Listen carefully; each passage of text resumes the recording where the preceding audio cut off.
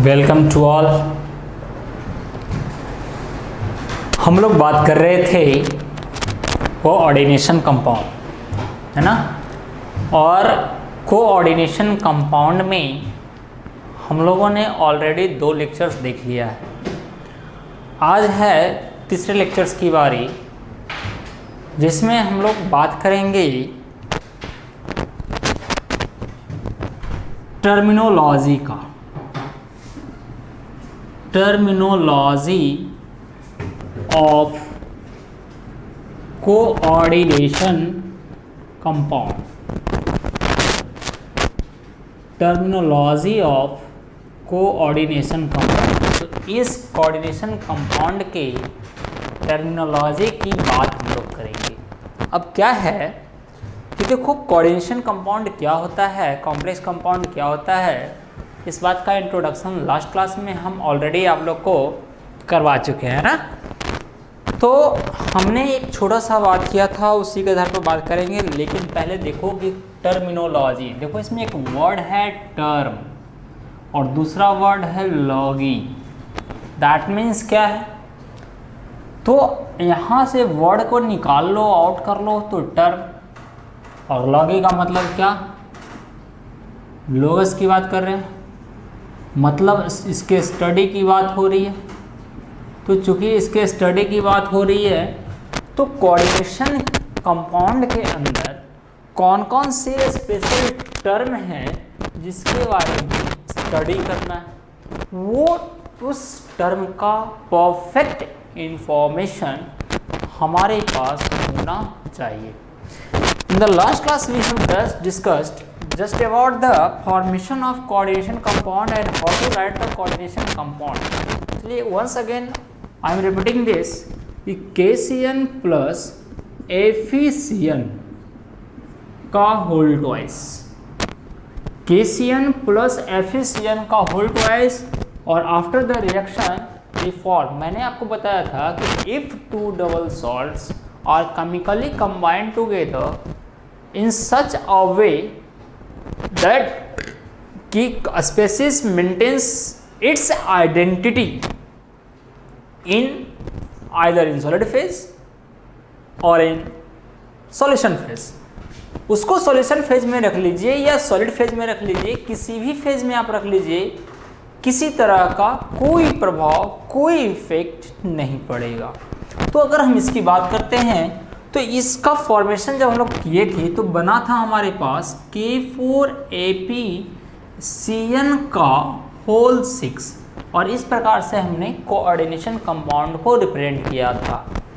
अब इसका नाम हम लोगों ने नाम भी स्टडी किए थे लास्ट क्लास में।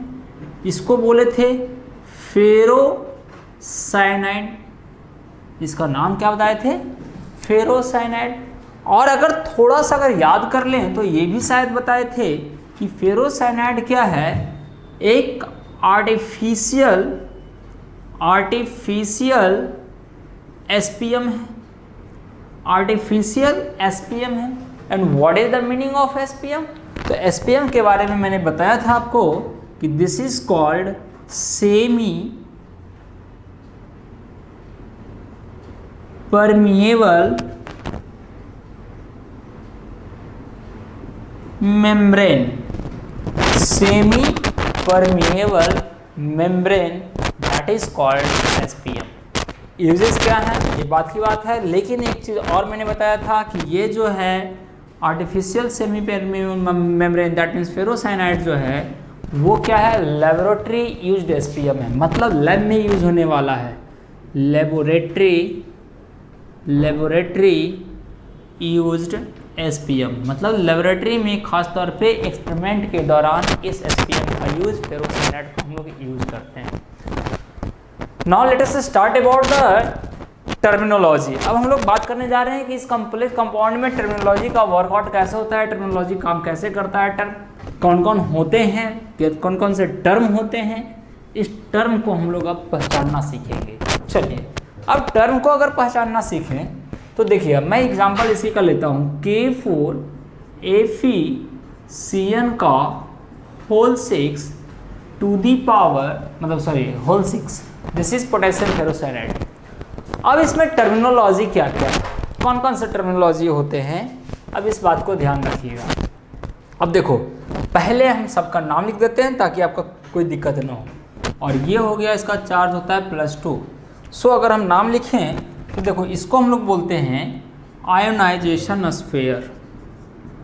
आयोनाइजेशन स्फीयर, या इसी को बोलते हैं हम लोग काउंटर आयन। आयोनाइजेशन स्फीयर या काउंटर आयन, इसको हम लोग बोलते हैं सेंट्रल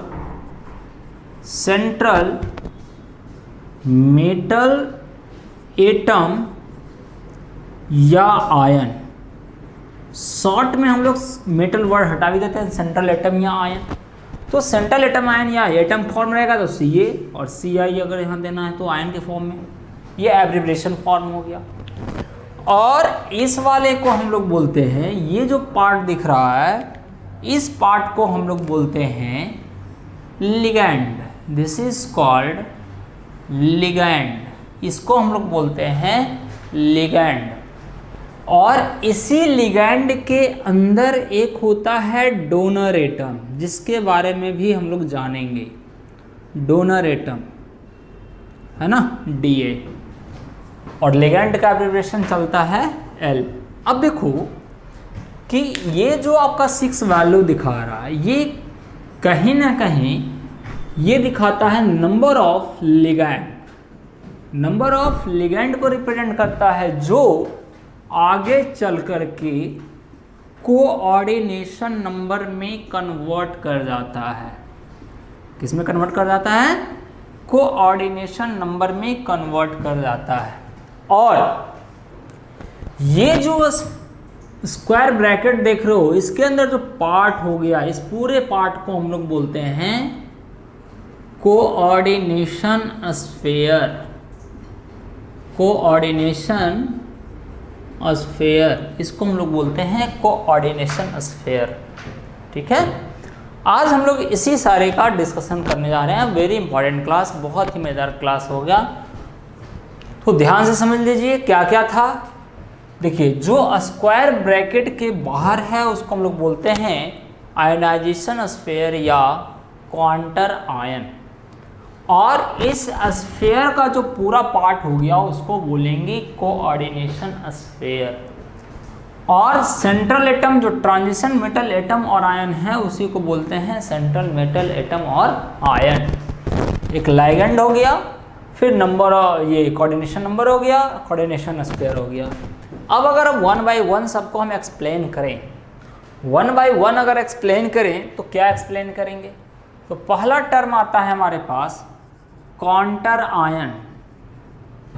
काउंटर आयन या इसी को बोलते हैं आयोनाइजेशन स्फीयर। आयोनाइजेशन स्फीयर, तो इसको कैसे डिफाइन करेंगे? तो करेंगे द पार्ट ऑफ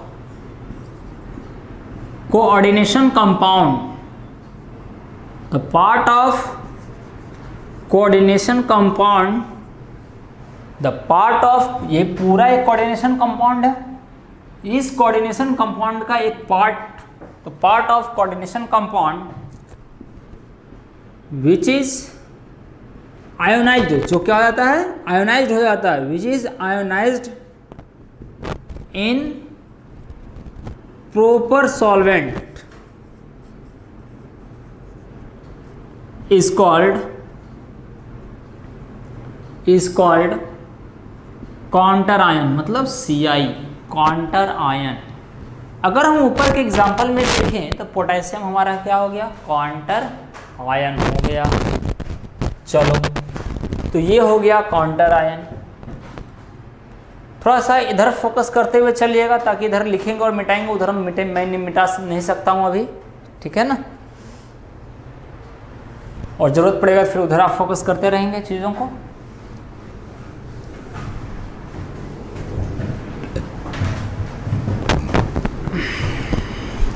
नेक्स्ट अगर देखें टर्म है, इसके बाद आता है सेंट्रल मेटल एटम और आयन। अगला टर्म है सेंट्रल मेटल बोलो, या अगर इसी का दूसरा फॉर्म सीधे लिख सकते हैं, ये सेंट्रल मेटल फॉर्म हो गया, या सीधे सीधे लिख सकते हो सेंट्रल एटम हो सकता है। अब क्यों ऐसा बोल रहे हैं, देखो एक मिनट, सॉरी एक और तोड़ देते थोड़ा सा। ये जो सेंट्रल मेटल होता है वो सेंट्रल मेटल या तो आपको एग्जिस्ट करेगा आयनिक फॉर्म में, अगर, और दूसरा एटॉमिक फॉर्म में। अगर ये एटॉमिक फॉर्म में होता है, एटॉमिक फॉर्म कहने का मतलब हो गया कि अगर ऑक्सीडेशन स्टेट 0 होता है तो उसको हम लोग सिंपली बोलेंगे central atom. This is called central atom, symbol हो जाएगा Ca। और अगर क्या करेंगे, अगर आयनिक फॉर्म में होगा, अगर ये आयनिक फॉर्म में होगा अर्थात उसका oxidation state never be 0, always positive, जब भी मिलेगा तो पॉजिटिव ऑक्सीडेशन स्टेट मिलेगा, तो उसको हम लोग बोलेंगे सेंट्रल आयन, उसको बोलते हैं हम लोग सेंट्रल आयन। ठीक है, जैसे यहाँ आयरन को देखो, ध्यान दीजिएगा, इधर आयरन को देखो तो आयरन पर +2 चार्ज दिख रहा है, that is the oxidation state of iron. तो ये जो ऑक्सीडेशन स्टेट है आयरन का, तो वो क्या है, 0 नहीं है, दैट इज वो आयनिक फॉर्म है, तो सेंट्रल आयन बोल सकते हैं। तो सेंट्रल मेटल क्या हो गया, तो सेंट्रल मेटल को कैसे डिफाइन करेंगे, तो सेंट्रल मेटल को डिफाइन करेंगे हम लोग कि the metal atom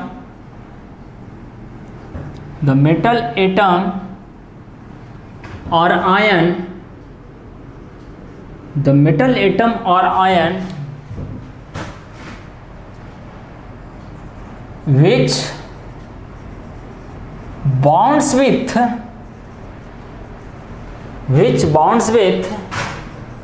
ligand through coordinate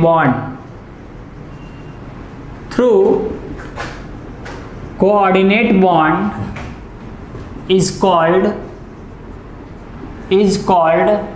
central metal atom or ion, is called central metal atom और आयन। तो इस प्रकार से हम लोग इसको एक्सप्लेन कर लेंगे। तो अगर ऑक्सीडेशन स्टेट 0 है तो एटम सिंपल बोलेंगे, और 0 नहीं है तो सेंट्रल आयन बोलेंगे इसको। तो ये वाला पार्ट हो गया। अब इसमें देखो एक टर्म आ गया, कौन सा टर्म आ गया, लिगेंड का एक टर्म आ गया कि लिगेंड क्या होता है। अब इस लिगेंड को हम लोग देखते हैं।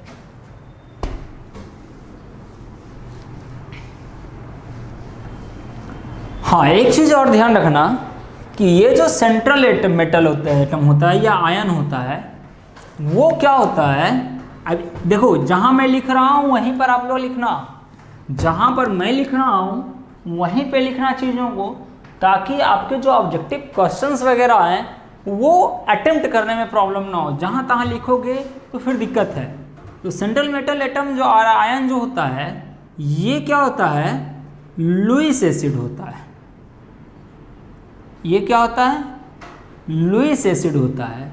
लुईस एसिड किसको बोलते हैं, तो जो क्या कर सकता है, तो लुईस एसिड क्या करता है, तो कैन एक्सेप्ट, या सीधे करो एक्सेप्ट एटलीस्ट 1 लोन पेयर या पेयर ऑफ इलेक्ट्रॉन, तो कम से कम 1 लोन पेयर एक्सेप्ट कर सकता है। अब ये जो सेंट्रल एटम मेटल है, ये सेंट्रल एटम जनरली जो है सामान्य तौर पे डी ब्लॉक का होता है। जनरली टी मेटल होता है मतलब ट्रांजिशन मेटल होता है। तो ये ट्रांजिशन मेटल चूंकि लुईस एसिड का काम करेगा, लेकिन कभी कभी पी ब्लॉक का भी एलिमेंट होता है। पी ब्लॉक कभी S block, sometimes S block, और कभी पी ब्लॉक भी का एलिमेंट भी आ जाता है। अब जैसे क्लोरोफिल की बात करते हैं, तो क्लोरोफिल जो है, क्लोरोफिल में मैग्नीशियम पाया जाता है, जो एस ब्लॉक का होता है, तो यहाँ मैग्नीशियम हो जाता है। पी ब्लॉक में एल्युमिनियम वगैरह चला जाता है। तो इस प्रकार से ये कभी कभी समटाइम्स कभी कभी, लेकिन सामान्य तौर पे टी मेटल होते हैं। और डी मेटल जो होता है, तो इस केस में अगर ये लुईस एसिड का काम करेगा, तो लुईस एसिड का अगर काम कर रहा है, क्योंकि ये भी लुईस एसिड है, सब लुईस एसिड का काम करेगा, लेकिन सबका कारण अलग अलग है। अगर ये सब लुईस एसिड का काम कर रहा है, तो ये लुईस एसिड का काम कर रहा है, तो due to presence of vacant p orbital, खाली पी ऑर्बिटल के मौजूद होने की वजह से ऐसा होता है। लेकिन अगर ये लुईस एसिड का काम कर रहा है, तो उसका रीजन सिर्फ एक है, और वो है due to presence of vacant d orbital. Mainly खास तौर पे डी ऑर्बिटल खाली रहता है इस वजह से, लेकिन ये जरूरी नहीं, मेनली नॉट ऑलवेज। मतलब नॉट ऑलवेज का मतलब हो गया कि कभी कभी, समटाइम्स जो होगा, मतलब एस एंड पी ऑर्बिटल वो भी इन्वॉल्व होता है, S and P orbital also involve, ये भी इन्वॉल्व करेगा। लेकिन अगर लुईस एसिड बोल रहे हैं तो उसका रीजन है सिर्फ और सिर्फ डी ब्लॉक। मतलब खाली ऑर्बिटल, वैकेंट ऑर्बिटल मौजूद होता है, जिसकी वजह से ये घटना घटती है। और ट्रांजिशन मेटल के केस में हम लोग बोलते हैं जनरली डी ऑर्बिटल मौजूद होता है खाली, जिसकी वजह से ये घटना देखने को मिलता है हम लोगों को। अब हम बात करते हैं, आयनेशन स्फीयर हो गया, सेंट्रल मेटल एटम हो गया, अब आते हैं लाइगेंड की ओर। Ligand is a very important topic, खुद में एक इंपॉर्टेंट टॉपिक है वो।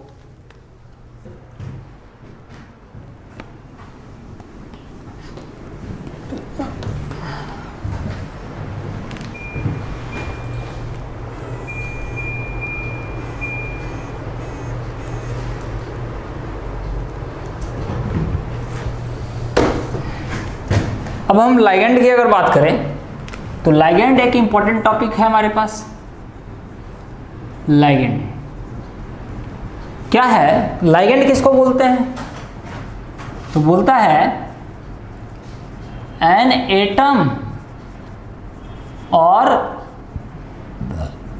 Group of atom, an atom और group of atoms which donates lone pair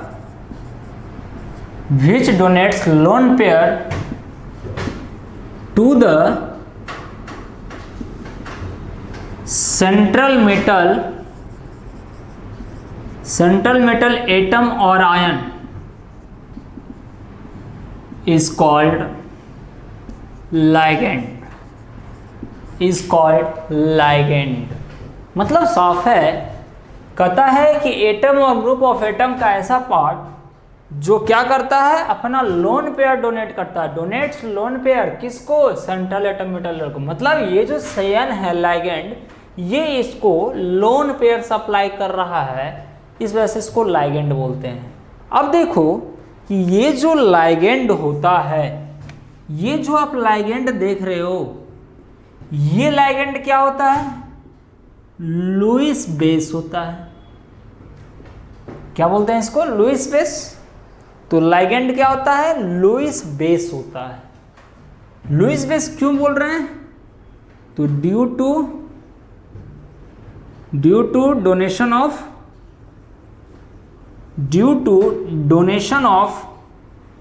lone pair.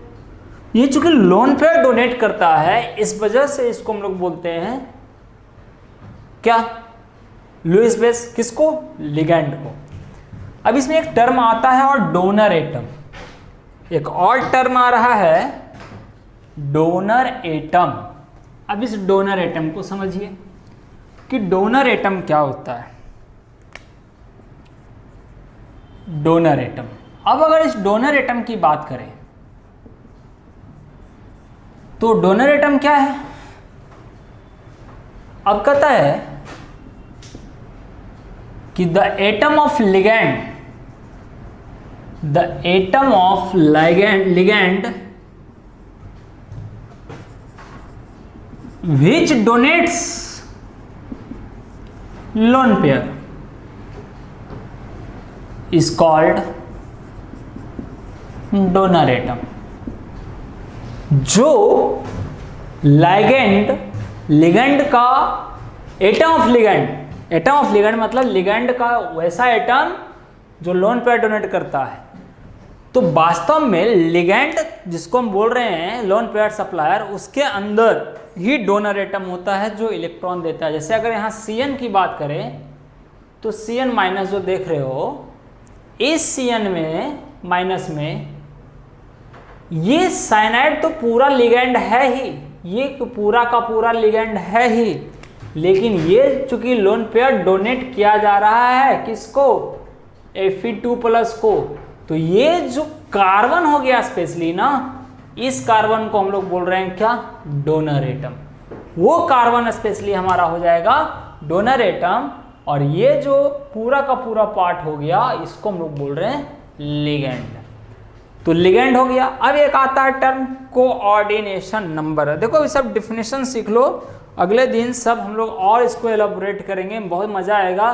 लेकिन मजा तब आएगा ये सब निकालने के लिए, सब कैलकुलेट भी होता है, लेकिन तब जब हम लिगेंड का पूरा पढ़ाई करेंगे। और लिगेंड का हमको लगता है 2 क्लास जरूर जाएगा आपको, और बहुत ही मजेदार लेकिन होगा वो।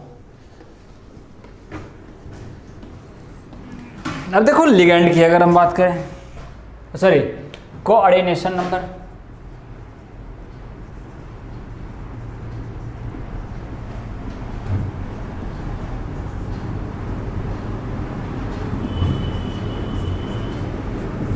कोऑर्डिनेशन नंबर क्या होता है, तो कहता है कोऑर्डिनेशन नंबर वास्तव में क्या होता है कि number of coordinate bond through which, मतलब जिससे क्या होता है, थ्रू विच, जिसके द्वारा number of coordinate bond through which central metal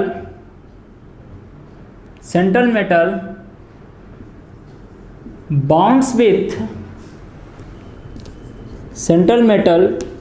with what, तो central metal bonds with donor atom of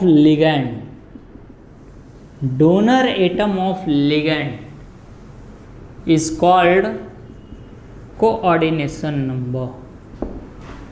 सामान्य तौर पे ये जो वैल्यू दिखता है वही कोऑर्डिनेशन नंबर होता है, लेकिन ऑलवेज नहीं होता है सर। तो मैंने यहाँ क्लियर कर दिया कोऑर्डिनेशन नंबर जो वास्तव में नंबर ऑफ लिगेंड यहाँ दिख रहा है वो ऐसा कुछ नहीं है, वो डिपेंड करता है नेचर ऑफ लिगेंड पे।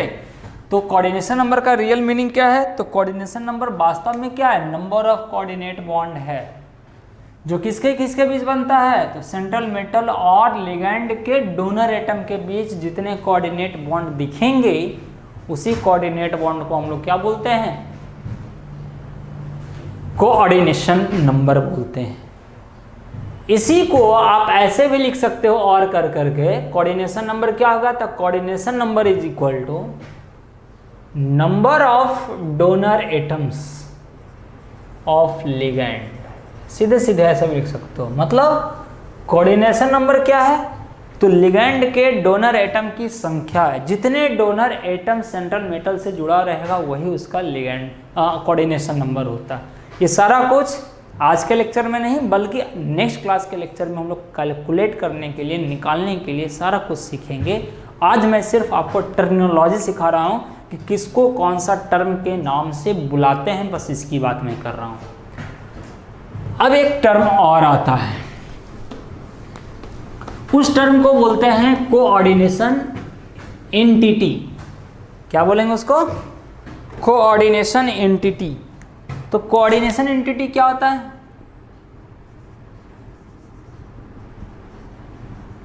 Coordination entity. तो कोऑर्डिनेशन एंटिटी क्या होता है, तो कहता है कि कोऑर्डिनेशन कंपाउंड का वैसा पार्ट जो नॉन आयोनाइजेबल होता है, मतलब नॉन आयोनाइजेबल। अब देखो ये जो होता है ये आयोनाइजेबल होता है और ये क्या होता है, नॉन आयोनाइजेबल होता है। तो कोऑर्डिनेशन एंटिटी क्या है वास्तव में, तो इसी को कभी कभी हम लोग कॉम्प्लेक्स आयन के रूप में भी काउंटर कर लेते हैं हम लोग, कॉम्प्लेक्स आयन के टर्म में भी लोग काउंटर कर लेते हैं, लेकिन वास्तव में क्या इसको बोलेंगे हम लोग, तो कोऑर्डिनेशन एंटिटी क्या है, तो non ionisable part of coordination compound, coordination compound का नॉन आयोनाइजेबल पार्ट। तो ये वाला पार्ट कभी भी वाटर में टूटता नहीं है, ये मैंने पिछले क्लास में बताया था आपको। तो क्या बोला जाएगा कि non ionisable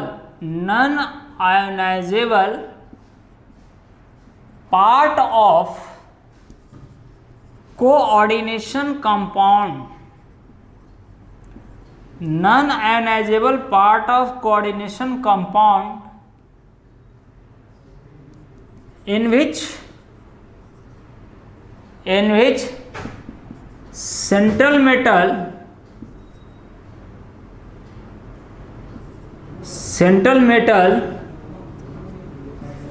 coordinated with bonds with भी लिख सकते हैं या coordinated with ligands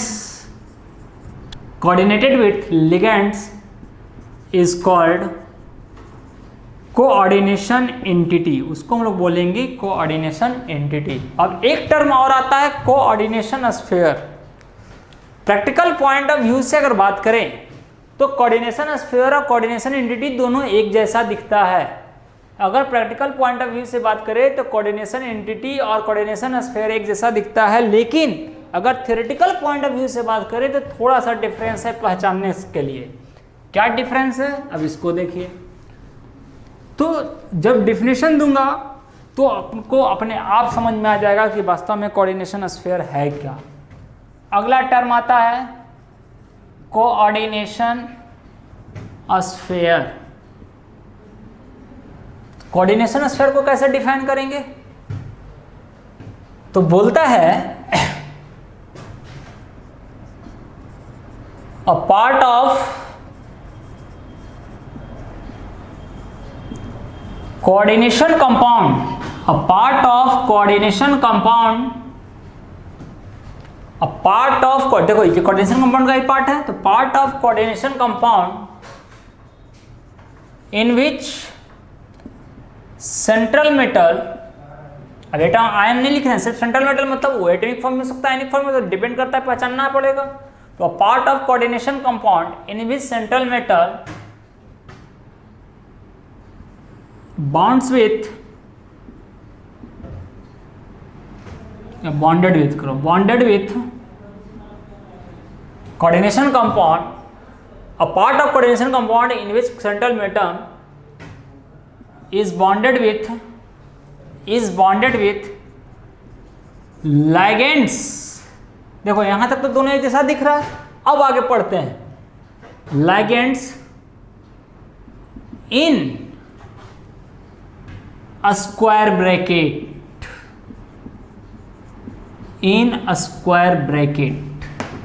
a part of coordination compound in which central metal is bonded with ligands in a square bracket, this is the square bracket, is called coordination sphere। तो इस प्रकार से आपका ये बात जो हम लोग कर रहे थे, ये था कॉम्प्लेक्स कंपाउंड के अंदर, कोऑर्डिनेशन कंपाउंड के अंदर के टर्मिनोलॉजी के कि कौन कौन से टर्म हैं उनके स्टडी करने थे। That is the terminology of the coordination compound. इतने सारे टर्मिनोलॉजीज यूज होते हैं। अगले क्लास में हम लोग बात करेंगे स्पेशली लिगेंड पर, कि लिगेंड कितने टाइप के होते हैं, कैसे कैसे डिफाइन करते हैं, स्ट्रक्चर्स क्या होते हैं, उसके अंदर का डोनर एटम कौन होता है, ये सारे चीज़ अगले क्लास में हम लोग एलैबोरेट करेंगे और बहुत ही मज़ेदार और इम्पॉर्टेंट होगा। अगर किन्हीं का कोई क्वेश्चन है तो पूछ लीजिए। किन्हीं का कोई क्वेश्चन आया है, क्या है, दिखाइए, क्वेश्चन दिखाइए।